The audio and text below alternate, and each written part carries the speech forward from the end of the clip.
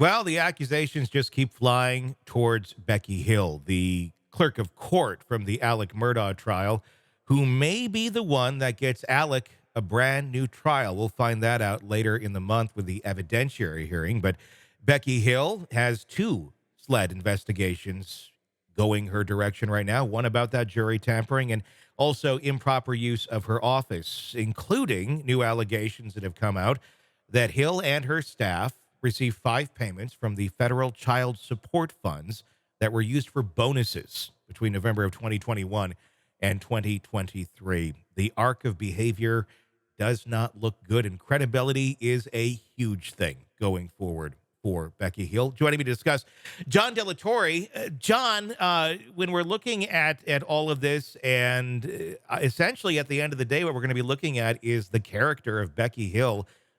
Did she, in fact, say anything to a juror? Is she lying about it? She's denying it right now, but we're seeing a lot of other things surrounding this case that she was doing improprieties that should not have gone on.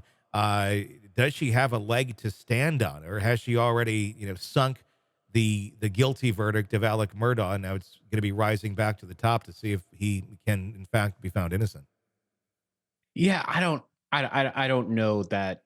Number one, I don't think he's ever going to be found innocent. I don't think that's ever going to happen. Mhm. I don't think she's sunk the original case. It's really hard. It's really hard to get a verdict vacated and Mhm. remanded back to court. That's not an easy thing to do.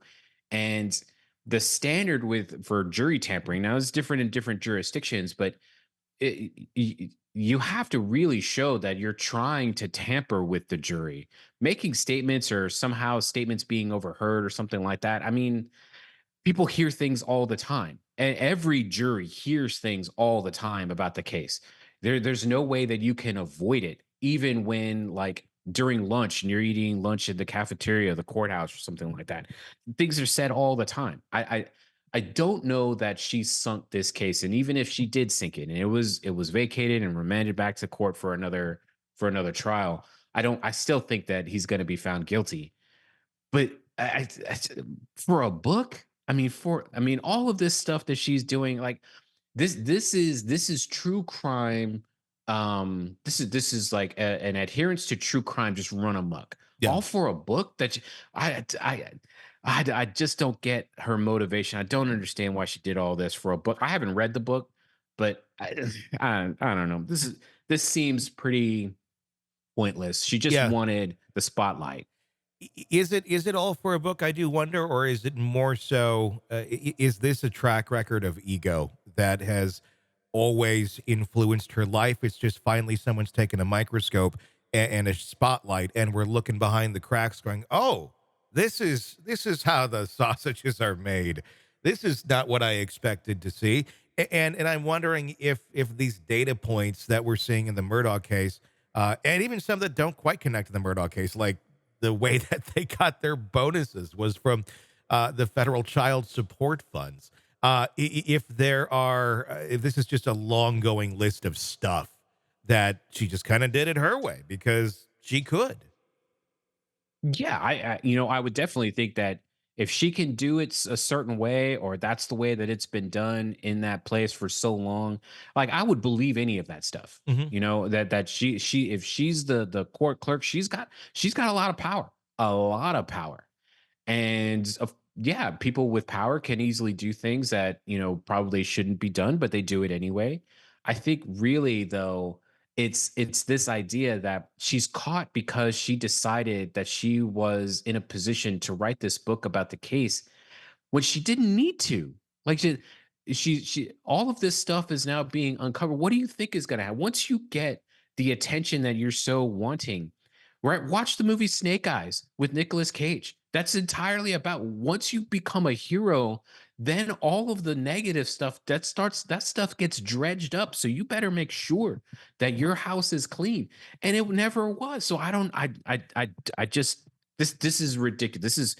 This is something that has put a court case, that's put something on tilt that didn't need to be on tilt. This should have been settled already, and now it's just coming back again. Yeah, it's going to be extremely interesting to see where this all goes. What essentially the prosecution is going to have to do is prove that there was some sort of something that was said. According to Murdaugh's attorneys, they don't need to show actual bias on the part of a juror to obtain a new trial. They just need to show that she did this. And if you have one person, one juror coming out and saying, "Yeah, I heard that. That's what she said to me," um, that alone, I don't know if that would be enough to get a new trial had there not been all these other things that have now come into play, from the plagiarism to the wiretapping with the son and her phone being confiscated to the improper use of her office. All of those things. I don't know how much will be able to be brought up in to that hearing, but I know the judge is aware of all that. And at the end of the day, it's that judge that's making that decision. Yeah, some of that is going to be if If, this stuff is going to be moving into trial or something like that. Pre-trial hearings, motions in limine will certainly reduce the content that's going to be included, unless she's charged with a crime that is like so broad that all of this stuff can Mhm. come in. But at this point now, we're seeing the spin-off of, right, this is the spin-off series, right? This is the Better Call Saul of Yeah. the Breaking Bad that was the Murdaugh trial. So I can't wait to see, what the third series, we're gonna have a franchise like Walking Dead or something. Hopefully it's better than El Camino, the follow-up movie. That's all I got to say on that analogy. Hey, it's Tony Brueski. If you like the podcast, be sure to like, subscribe, and press that bell so you don't miss any of our updates on the cases we're following for you right here at the Hidden Killers podcast from True Crime Today. And thanks